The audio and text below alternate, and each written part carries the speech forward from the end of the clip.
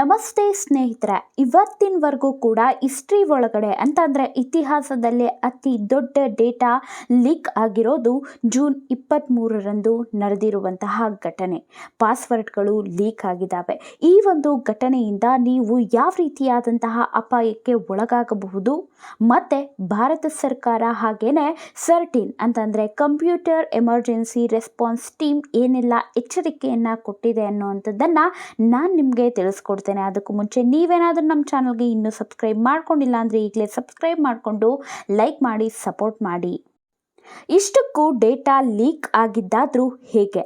ಇದುವರೆಗೂ ಇದ್ರ ಬಗ್ಗೆ ಸರಿಯಾದ ಮಾಹಿತಿ ಇಲ್ಲ. ಆದರೆ 30 ಜಾಗಗಳಿಂದ ಡೇಟಾ ಎಕ್ಸ್ಟ್ರಾಕ್ಟ್ ಮಾಡಲಾಗಿದೆ. ಇದು ಕೆಲವರು ಟೆಲಿಗ್ರಾಮ್ ಬೋಟ್ಸ್ ಮೂಲಕ ಶೇರ್ ಮಾಡ್ತಿರೋದನ್ನು ಪತ್ತೆ ಹಚ್ಚಿ ಟೆಲಿಗ್ರಾಮ್ ಆ ಬೋಟ್ಗಳನ್ನು ತಕ್ಷಣ ರಿಮೂವ್ ಮಾಡಿದೆ.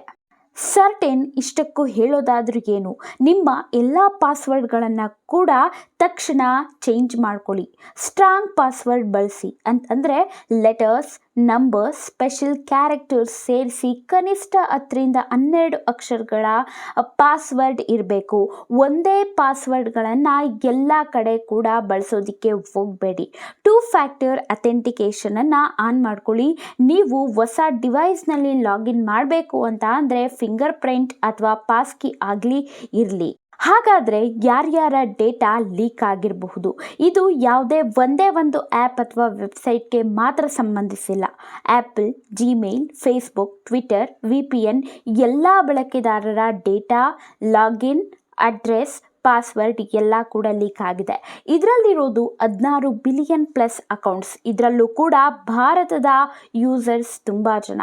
ಈ ಒಂದು ಡೇಟಾವನ್ನು ಸೈಬರ್ ಕ್ರಿಮಿನಲ್ಸ್ ಮಾರಾಟ ಮಾಡ್ತಿದ್ರು. ಈಗ ಬ್ಲಾಕ್ ಮಾಡಲಾಗಿದೆ. ಆದರೆ ಆಲ್ರೆಡಿ ಹಲವರಿಗೆ ಡೇಟಾ ಅನ್ನುವಂಥದ್ದು ಹೋಗಿರಬಹುದು. ಹಾಗಾದರೆ ನೀವು ಏನು ಮಾಡಬೇಕು? ಈ ಒಂದು ವಿಡಿಯೋ ನೋಡಿದ ನಂತರ ನಿಮ್ಮ ಎಲ್ಲ ಅಕೌಂಟ್ಸ್ನ ಪಾಸ್ವರ್ಡ್ಗಳನ್ನು ಬದಲಾಯಿಸಿ. ಎಲ್ಲ ಅಕೌಂಟ್ಸ್ಗೆ 2FAಯನ್ನು ಆನ್ ಮಾಡಿ. ಯಾವ ವೆಬ್ಸೈಟ್ ಅಥವಾ ಸರ್ವೀಸಸ್ ನೀವು ಬಳಸ್ತಾ ಇರ್ತೀರೋ ಅದರ ಪಾಸ್ವರ್ಡ್ಗಳನ್ನು ಚೇಂಜ್ ಮಾಡಿ. ಸರ್ಟಿನ್ ವೆಬ್ಸೈಟ್ ಬುಕ್ ಮಾರ್ಕ್ ಮಾಡ್ಕೊಳ್ಳಿ. ಫ್ಯೂಚರ್ ಅಲರ್ಟ್ಸ್ಗಾಗಿ ಕಾಯ್ತಾ ಇರಿ. ನಿಮ್ಮ ಅಕೌಂಟ್ ಸೇಫ್ ಆಗಿ ಇಡೋದು ನಿಮ್ಮದೇ ಜವಾಬ್ದಾರಿ. ಟೆಲಿಗ್ರಾಮ್ ಬಗ್ಗೆ ನನ್ನ ಅಭಿಪ್ರಾಯ ಏನು ಅಂತಂದರೆ, ಸೈಬರ್ ಕ್ರೈಮ್ಗಳು ಬಹುಶಃ ಟೆಲಿಗ್ರಾಮ್ ಮೇಲೆ ನಡೀತಾ ಇರುವಂಥದ್ದು. ಆದ್ದರಿಂದ ನಾನು ಬಯಸೋದೇನು ಅಂತ ಅಂದರೆ ಟೆಲಿಗ್ರಾಮ್ ಆ್ಯಕ್ಷನನ್ನು ತಗೊಳ್ಬೇಕು ಅಥವಾ ಅಂತಹ ಫೀಚರ್ಸ್ನ ಪರ್ಮನೆಂಟಾಗಿ ರಿಮೂವ್ ಮಾಡಬೇಕು. ಈ ವಿಚಾರದ ಬಗ್ಗೆ ಮತ್ತಷ್ಟು ಅಪ್ಡೇಟ್ ಬಂದರೆ ನಾನು ನಿಮಗೆ ತಕ್ಷಣ ವಿಡಿಯೋ ಮೂಲಕ ಹೇಳ್ತೇನೆ. ಈ ಒಂದು ವಿಡಿಯೋ ಉಪಯುಕ್ತ ಆಯಿತು ಅಂತ ಅಂದರೆ ಈಗಲೇ ಲೈಕ್ ಮಾಡಿ, ಶೇರ್ ಮಾಡಿ ಮತ್ತು ಸಬ್ಸ್ಕ್ರೈಬ್ ಮಾಡ್ಕೊಳ್ಳಿ.